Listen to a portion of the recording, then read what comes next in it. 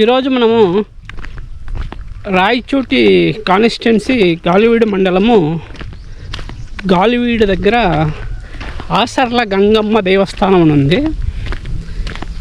ఆసర్ల గంగమ్మ దేవస్థానం చాలా ఫేమస్ అయిన దేవస్థానం. ఎందుకు ఫేమస్ అంటున్నానంటే, నేను చిన్న వయసు నుంచి ప్రతి సంవత్సరము జరిగే తిరునాళ్ళకి ఇక్కడికి వస్తాను. ఆ తిరునాళ్ళ సందర్భంగా ఈరోజు తిరునాళ్ళకి వచ్చాను. ఈ తిరునాళ్ళలో ఏమేమి జరుగుతుందంటే, ముఖ్యంగా తిరునాళ్ళ రోజు గంగమ్మ తల్లికి విశేష పూజలు చేస్తారు. ఆ విశేష పూజలు ఏమంటే, పెళ్ళిళ్ళు కాని వారు, పెళ్ళిళ్ళు అయ్యి బిడ్డలు పుట్టిన వాళ్ళు గంగమ్మ దగ్గర కోరికలు ఉంటే కోరికలు తీర్చుకుంటారు. అది ఎలాగంటే, ఆకు ఒక్కాయ టెంకాయ ఇవి చేతిలో పెట్టుకొని బోర్లా పనుకొని గంగమ్మ తల్లికి ప్రార్థించడం. ఈ ప్రార్థనల వలన గంగమ్మ వాళ్ళకి సంతానాన్ని కలిగిస్తుందనేదే ఇక్కడి భక్తుల నమ్మకము. ప్రతి సంవత్సరము ఇక్కడ చాలా వైభవంగా జరుగుతుంది గంగమ్మ తిరునాళ. గంగమ్మ తిరునాళ్ళకి తొలి రోజు అక్కడ పూజారి ఏం చేస్తాడంటే, వండే అన్నంలో రూపాయి కాయనేసి ఆ వేడి దాంట్లో తీపిస్తారు. అది తీసిన తర్వాత మట్టి కుండలో చేసినటువంటి ప్రసాదాన్ని ఎత్తుకొని పూజారి దేవస్థానం చుట్టూ తిరుగుతారు. 3 రౌండ్లు తిరిగిన తర్వాత దేవస్థానంలో గంగమ్మ పూజారికి చీర కట్టి ఆడవేషం వేయించి నృత్యం చేపిస్తారు. నృత్యం చేయించిన తర్వాత భక్తులు వాళ్ళ బాణాలు అంటారు కదా, టెంకాయ కొట్టి బాణాల్లో తీసుకెళ్తారు. ఈరోజు రేపు అంటే మరుసటి రోజు పగలు తిన్నాల రోజు పొద్దున్నే గాలివీడు చుట్టుపక్కల పల్లెలోళ్ళు, అంటే ఈ ఆసర్ల గంగమ్మ దేవస్థానం చుట్టుపక్కల గ్రామాల యాటను కొడతారు. అంటే పొట్టేళ్ళను బలి ఇవ్వడం. పొట్టేళ్ళను బలిచ్చి బంధువులకి అందరికీ అన్నాలను ఏర్పాటు చేస్తారు. అది ఉంటుంది. మళ్ళీ పగులు తిన్నాలంతా జరుగుతుంది. పగులు తిన్నాలంటే ఈ అంగళ్ళలో వచ్చిన కొనడము, దేవునికి టెంకాయ కొట్టడము అవన్నీ చేస్తారు. వాటిని అన్నింటినీ కూడా నేను మీకు చూపిస్తా. ఈ వీడియో మీకు ఇష్టమైతే లైక్ చేయండి, మా ఛానల్ సబ్స్క్రైబ్ చేసుకోండి. మళ్ళీ కొత్త విశేషంతో మీ ముందుకు వస్తాం. ఈ నైటు మధ్యరాత్రిలో చాందిని బండ్లు వస్తాయి. విద్యుత్ దీపాలతో అలంకరించినటువంటి చాందిని బండ్లు టపాసాలను పేల్చుకుంటూ గంగమ్మ దేవస్థానం చుట్టూ 3 రౌండ్లు వేస్తారు. ఈ ఉద్దేశం ఏమంటే, అనుకున్న పనులన్నీ నెరవేరిన భక్తులు చేరుకొని ఈ చాందిని బండ్లను కడతారు. నేను చిన్న వయసులో ఉన్నప్పుడు ఎద్దుల బండ్లు కట్టేవాళ్ళు. చాందిని ఎద్దులతో తిప్పేవాళ్ళు. వ్యవస్థ సరిగా లేని కారణంగా ఎద్దుల మేపే రైతులే లేరు. అందుకని చెప్పి ట్రాక్టర్లతో, విద్యుత్ దీపాల అలంకరణతో, చెక్క భజనలతో మరియు పటాసాలు, చెక్క భజనలతో చాలా విజృంభణంగా ఉంటుంది. దాన్ని కూడా చూపిస్తాం మీకు. బంగారం ఉండి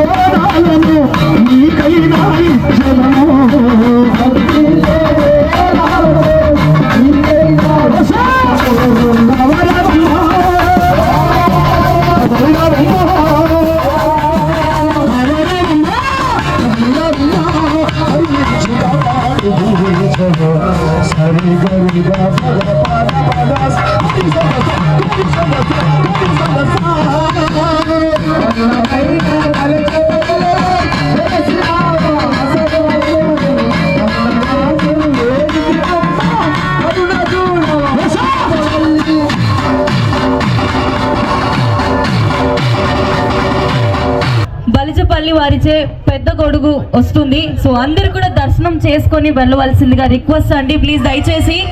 అండ్ అలాగే ఇవాల్టి ఇంత చక్కటి అవకాశం ఇచ్చిన గ్రామస్తులందరికీ అండ్ అలాగే స్పాన్సర్స్ అందరికీ కూడా మా ఎస్ఆర్ మెగా ఈవెంట్స్ తరఫు నుంచి ప్రత్యేకంగా ధన్యవాదాలు తెలియజేసుకున్నాం. సార్ అది డీజే గారు అన్న పాట అదంతా ప్లే చేయండి, ఓకేనా? డీజే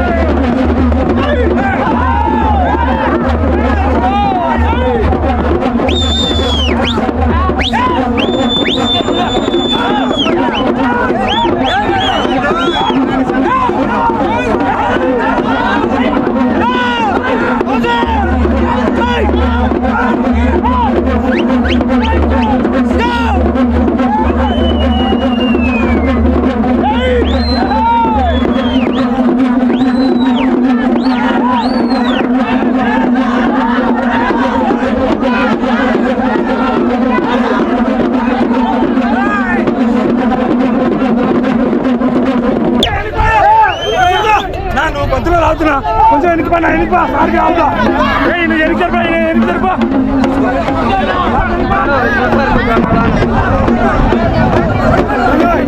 పక్కన కొంచెం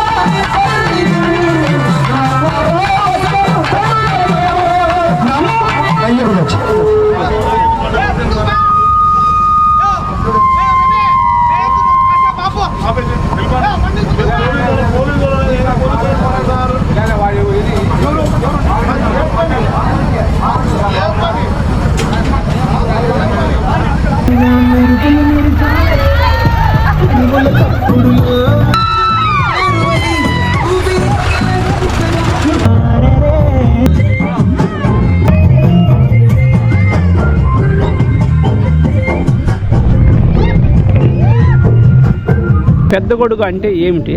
పెద్ద గొడుగు విశేషం ఏమి? పెద్ద గొడుగు అంటే ఈశ్వరుడు అన్నమాట. ఈశ్వరుడు మల్లేశ్వరుడు పెద్ద గొడుగు. మళ్ళీ పక్కన వీరభద్రుడు, పక్కన వీరభద్రుడు విశేషమా.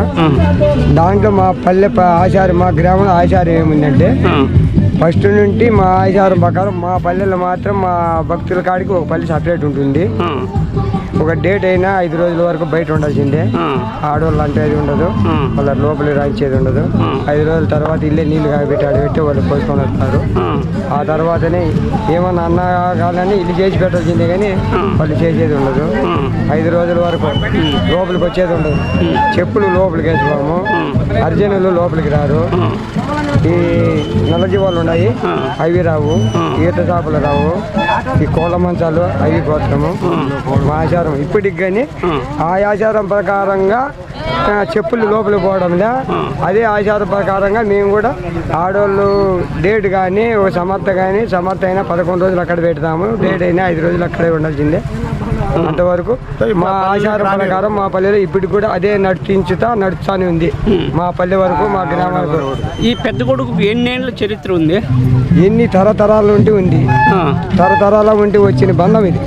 ఇప్పుడు అప్పుడు కాదు, మన కలివికము పుడతాని పుట్టిన దేవత వరముతో పుట్టింది అని మా పెద్దలు చెప్తాను అన్నమాట. మనకు వరముతో ఆ రోజు వరంతో సత్యంతో దిగి వచ్చి నిలిచిపోయింది అన్నమాట. నిలిచిపోయి మా చేతిలో కట్టుబడిపోయింది. ఇప్పుడు పెద్ద కొడుకుని ఎక్కడెక్కడ మీరు తిప్పుతారు? వాళ్ళు ఎక్కడ రప్పించుకుంటే అక్కడ పోతాం. తిన్నాళ్ళకి పోతే ఈ దేవుడు పోయినంత వరకు ఇతర చంద్రమణులు తిరిగేదానికి ఖచ్చితంగా ఎవరన్నా కానీ ఏ దేవుడు వచ్చినా కూడా ఏది వచ్చినా మన నాణ్యం వచ్చినంత వరకు లాగి ఉండాల్సిందే. మంది ముందు తిరిగితే మళ్ళీ ఇవ్వడానికి తిరుక్కోవచ్చు. తినాలి వినా కూడా కాబట్టి ఆదిలోనే తిరగాల ముందు. ఇప్పుడు ఎక్కడెక్కడ ఈ పెద్ద కొడుకు పోతుంది? మనం ఎక్కడ తప్పించుకుంటే అక్కడ పోతాం. ఏరియాలు ఉంటాయి కదా మీకు తెలిసి? ఇంత పోలేదు. ఈ గాలివేడు, అరిటివల్ల పల్లె, గోరా చెరువు ఇంతవరకు వినాము. మేము చేసి అంతా ఇప్పుడు 3 సంవత్సరాల నుండి ఇంతవరకు తిరిగినాం. కానీ ఇప్పుడు ఈ వర్షాలు బట్టి దూరాపారం పోవాలంటే కొంత ప్రాణాలు భయపడతాయి. పిల్లలు కూడా అప్పుడు సత్తా కలిగిన మగవాళ్ళు లేరు. ఇప్పుడు అప్పుడు సత్తా ఉన్న మగవాళ్ళు ఇప్పుడు లేరు. అప్పుడు ఒక్కొక్క సత్తా కూడా గుండెలు ఎత్తి అవతల వేసేస్తున్నారు. ఇప్పుడు అంత రాయి ఎత్తే మగవాళ్ళు లేడు. ఇప్పుడు పట్టాలంటే దూరాపారం పోతే గాలి వాన వచ్చిందంటే పట్టుకోలేరు. అందుకే కొంత భయపడతారు. అంటే దూరాపారం పోవాలంటే ఈ గాలివేడి ఏరియాలో అయితే ఏదో వస్తారు, జనాకర్షణ బాగుంటుంది, ఎత్తుకొని పోతాం. రాత్రిగానే వర్షం వచ్చింది కానీ ఆ భగవంతుని ఉగాది మాకు తప్పిపోయింది. అంతేగాని లేకంటే మేము కూడా నాణాలు చెందొచ్చు. ఆడికి తప్పించేసినాడు దేవుడు. మళ్ళా వస్తుంది అన్నట్టుగా మేము ఇప్పుడు మళ్ళా ఎత్తేదాన్ని స్టార్ట్ చేస్తాను. ఇప్పుడు మీకు పెద్ద కొడుకు వచ్చే ముందర జంతువును బలిస్తారు కదా, అది ఏం విశేషము? అది పొలిమేర దగ్గర ఈశ్వనికి కాదు ఇచ్చేది, వీరభద్రునికి. అది ఆచార ప్రకారం పొలిమేర చందన ఖచ్చితంగా కూడా ఈశ్వని కోయమేడం. ఈశ్వని టెంకాయ మాత్రమే, నారికేలం మాత్రమే కొట్టేది. నారికేలం కొట్టి పక్కన పెడతాము, పంచింద కొట్టేసి ఈశ్వని. వీరభద్రునికి మాత్రమే బలి ఇచ్చేది. ఆడ కొడతాము. గంగమ్మ గారు వాళ్ళు తిన్నాలు జరుపుతారు కదా, వాళ్ళు అప్పుడు ఎదురు సంఘం వచ్చారు. అప్పుడు వాళ్ళ గంగమ్మ ఎదురు సంఘం వచ్చినప్పుడు ఒకటి 2 బలి ఇచ్చేది. ఇప్పుడు ఇట్లా గొడుగుని ఇట్లా పెడతారు కదా, పెట్టిన తర్వాత తీసుకొని పోయేటప్పుడు ఏమి సాంప్రదాయాలు ఉన్నాయి? తీసుకొని పెట్టుకుంటే అంతే, మాకేం మళ్ళీ బల్లి పిల్లలు అవి ఏమి లేదు. మామూలుగా వెళ్ళిపోయేది. మళ్ళా ఆడ బల్లి కాడ బల్లి పిల్లలు అంటే అవి అవి వచ్చేటప్పుడు మాత్రమే పోయేటప్పుడు మళ్ళీ ఏ ఆచారం ఉండదు. ఎంత దూరం మీద వచ్చిన దాంట్లోనే పోతాం కాబట్టి. ఇప్పుడు మీరు మోస్తారు కదా, మోసేటప్పుడు ఏమన్నా దేవుని భారం ఉంటుందా, తేలిగ్గా ఉంటుందా? అది అంతా భగవాని కృప. ఏదన్నా నీ ఉద్దేశంలో ఉండి దేవుని చేరతలు అది ఇది ఉండే ఉద్దేశం ఉంటే నీకు అప్పుడే ఆయన చూపిస్తాను అన్నమాట పైన. లేదా ఆయన మీద భారం వేసుకొని చూస్తే ఆయనకి ఏమి ఉండదు. నువ్వు అచేతులు పెట్టుకొని పోవచ్చు. అట్లా జనాలు ఆడవాళ్ళు అట్టాటోళ్ళు ఉంటారంటే ఎక్కువ బరువు ఎక్కువ. అంటూ ముట్టైన వాళ్ళు వస్తే అయినా జరుగుతుంది, ఎవరైనా ఏమైనా చేసిందే జరుగుతుంది. అలాంటి లేదు, ఎత్తుకోవాలి. అలాంటి ఒకవేళ ఆ భగవంతుడు ఇంతగా పోతాడు, ఏదైనా చేస్తామని ఉద్దేశం ఉండి ఎత్తుకున్నా కానీ వానికి చూపిస్తుంది. మాకు అప్పటికప్పుడే చూపించేస్తుంది. ఆ ప్రతాపని ఈయనుంటే అంత దూరం పోయాడు. నేను అనేది ఏమంటే, పెద్ద కొడుకును మీరు ఎత్తుకున్న తర్వాత అది భారంగా ఉంటుందా, తేలిగ్గా ఉంటుందా? భారంగా ఉంటే అది చాలా దేవుని భారం కదా, మోసేకి సాధ్యమవుతుందా? అందరూ అదే ఆ కుటుంబాల గారికి మాత్రమే. బయట వాళ్ళు మొయ్యాలంటే మొయ్యగలగలేరు. ఈయనంటే బాగా దూరం మొయ్యలేక పోతారు.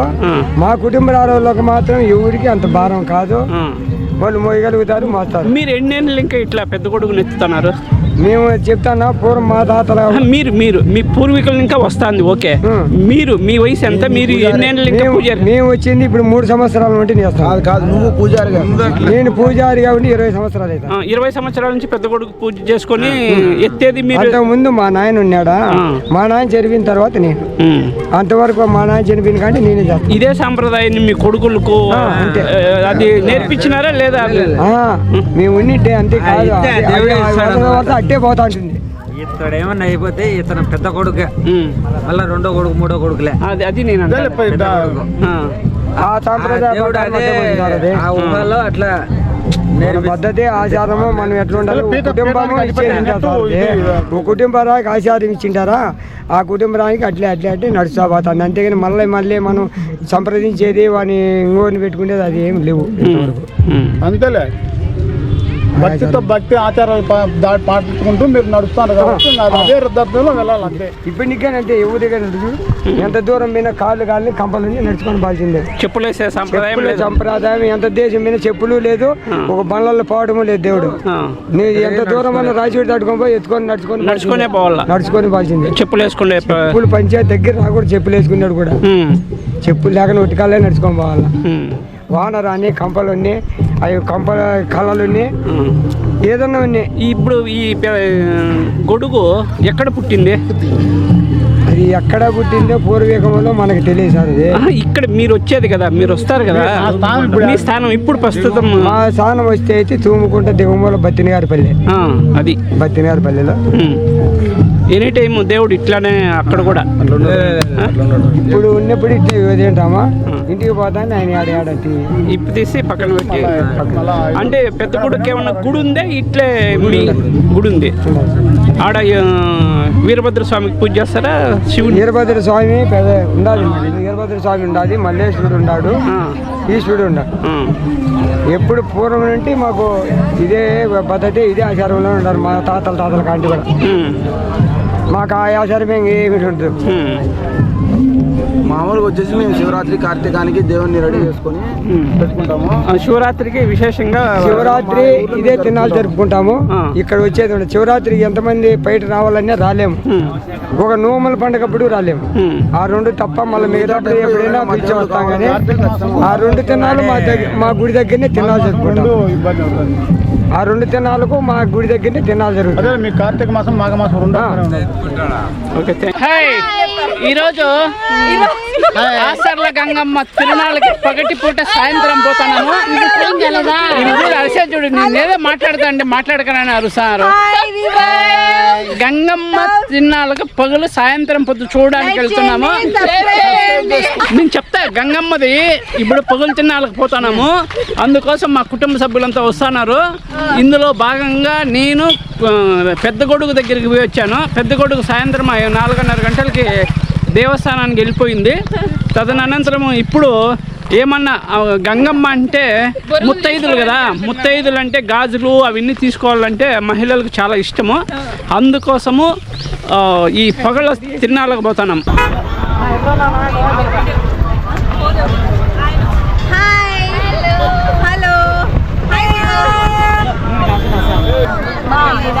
ఇది ఆల్రెడీ తీసుకున్నాం.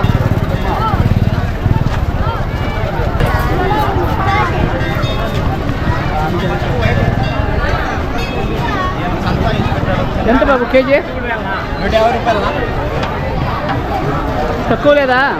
తక్కువే, 10 రూపాయలు తక్కువ.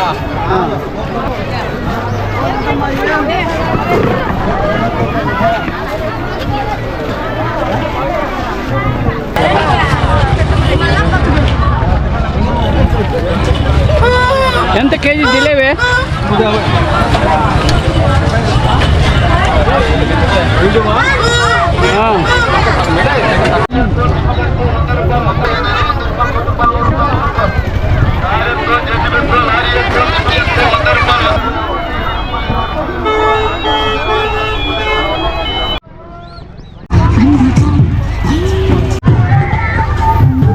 పదవుల పైన